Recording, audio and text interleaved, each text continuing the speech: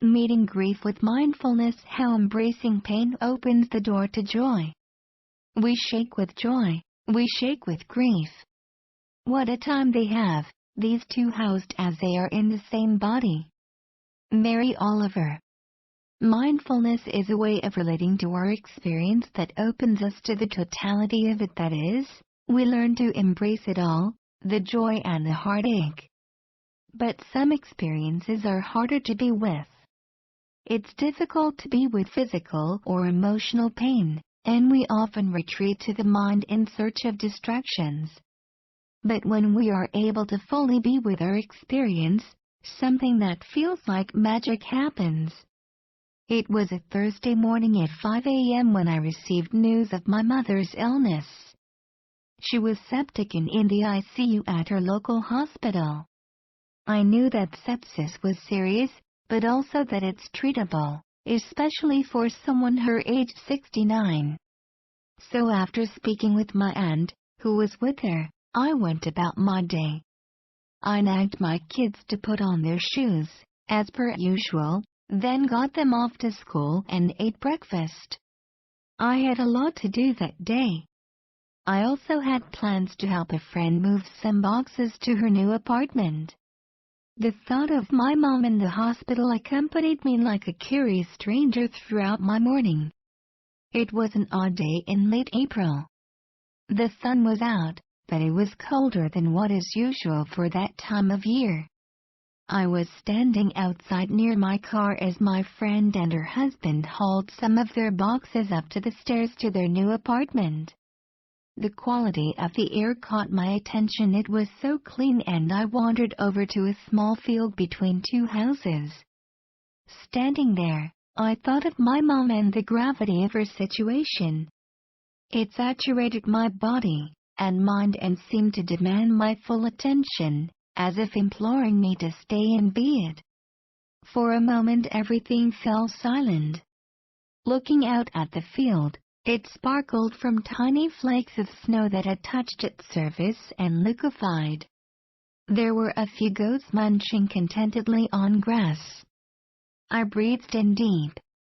I felt my feet on the ground and the breath entering and leaving my body. My eyes filled with tears, and there was a deep knowing about the seriousness of my mother's condition, despite overwhelming belief from others that she would get through it.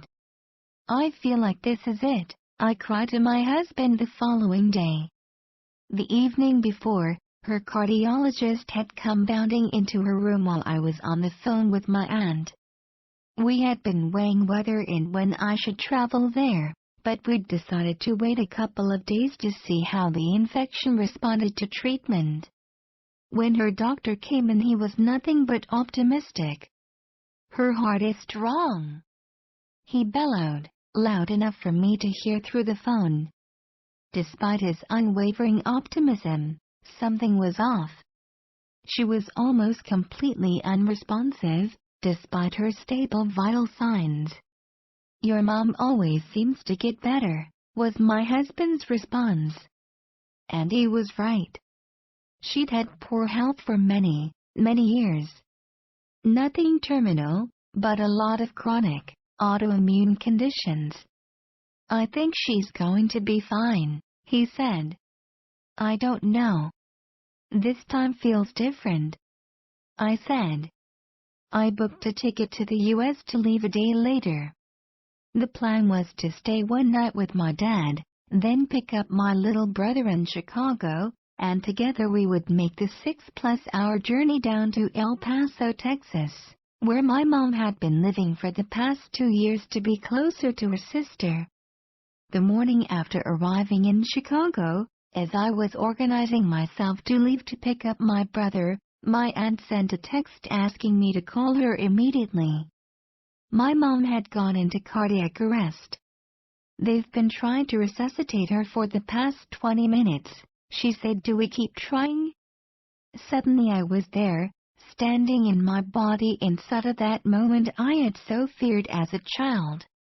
Not only was I facing the death of my mother, but I had been given the gavel to make the decision to release her from life.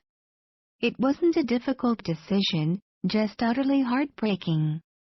I could hear every sound in the room, including the sound of my own heart beating powerfully. "Let her go," I managed to say. I hung up the phone, told my dad she was gone, and went outside to fall apart. A few minutes later, my aunt called back. They'd managed to bring her back, though it wouldn't be for long.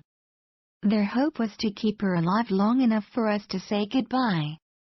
So my aunt had both my brother and I talk into each of her ears from 2 different phones. We could hear each other speaking as we told her the last things we would ever wish her to know. The hissing and beeping sounds of the ventilator and heart monitor played in the background. "Mom, I promise you, Aaron will never be alone," I cried. She had always worried so much about him. "I am and will always be his family. I love you and I will miss you, and I promise that my children will know you. Please know that you can go now, if you need to. We will be okay." "Mom," my brother cried, "thank you for making me the man that I am today. Man, I'm going to miss you so much. I love you, Mom." She was gone, but our trip to Texas was still ahead of us. I must have cried in every shop, restaurant, airport check-in, airport terminal, and bathroom we went that day. At the airport in Chicago, while waiting to board our flight to Atlanta, I studied a woman sitting across from me. She was sitting perched at the edge of her seat, holding an iPad. Her hands were older and painted with liver spots and wrinkles that revealed their character. They reminded me of my mom's hands, which were always adorned with mismatched rings of turquoise and fake gold. I had even taken a picture of her hands once so that I would always remember their contours. I imagined this woman as my mother, the version of her that was alive and healthy and traveling to see me in Switzerland, which is something that in my 8 years here she would never do. I held on to my brother and cried. In silent moments, I thought of her and I thought of the difficult life she had lived, and I cried. I faced the truth, and I cried. Grief is such an urgent and forceful energy. It's immediate and demanding when it arrives. In fact, it is so powerful a human emotion that some cultures have rituals around grief that enable them to confront and express it, and the storm within our bodies and minds that it stirs up. The truth is, grief is the word that we use to describe the indescribable, visceral heartbreak we feel in the face of loss. The pain of that loss is so big that it demands expression. How about unabashedly bawling your eyes out? How about grieving it all one at a time? These are lyrics from a song that speaks to this experience. Thank You, India, by Alanis Morissette. The questions in the song are rhetorical invitations to consider what it might be like if we were to embrace it all: the pain, the sadness, the love, the joy, the grief. All of it. Without the evaluation of our experience, without our thoughts adding layers of guilt, shame, or embarrassment when the urge arises to express it.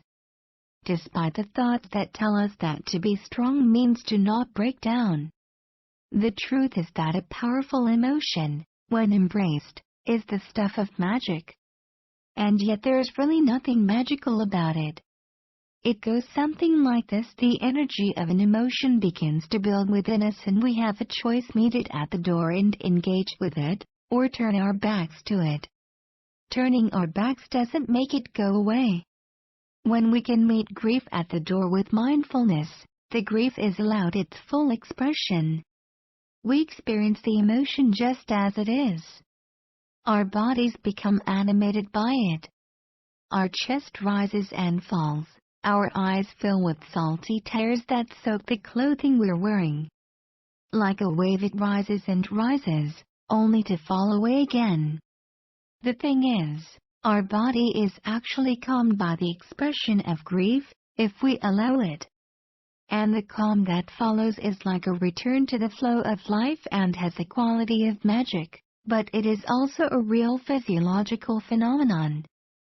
Some people turn grief away at the door, while others invite it in to make itself at home in our lives. Our ability to work with grief mindfully means to simultaneously meet the powerful force of grief when it arrives, and let it move through us, unimpeded by the thoughts that would turn it into a story about our sadness. Behind each wave of grief that I met with mindfulness was this vast space that opened up around my experience. And beyond the grief was this sense of joy and gratitude for this precious life. In the end, the infection broke my mother's heart.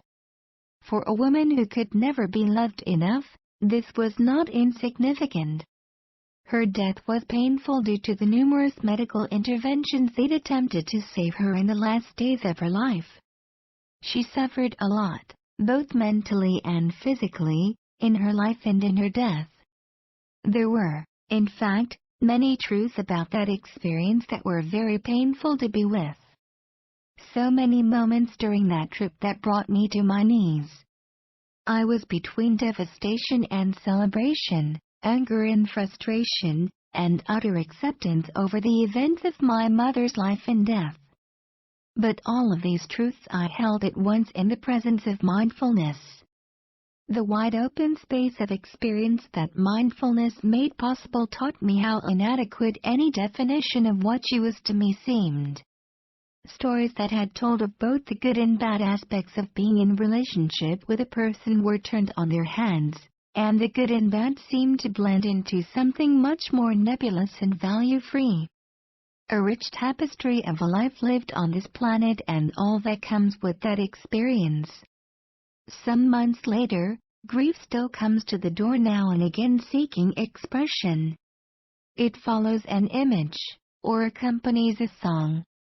I meet it with mindfulness and allow it what it needs.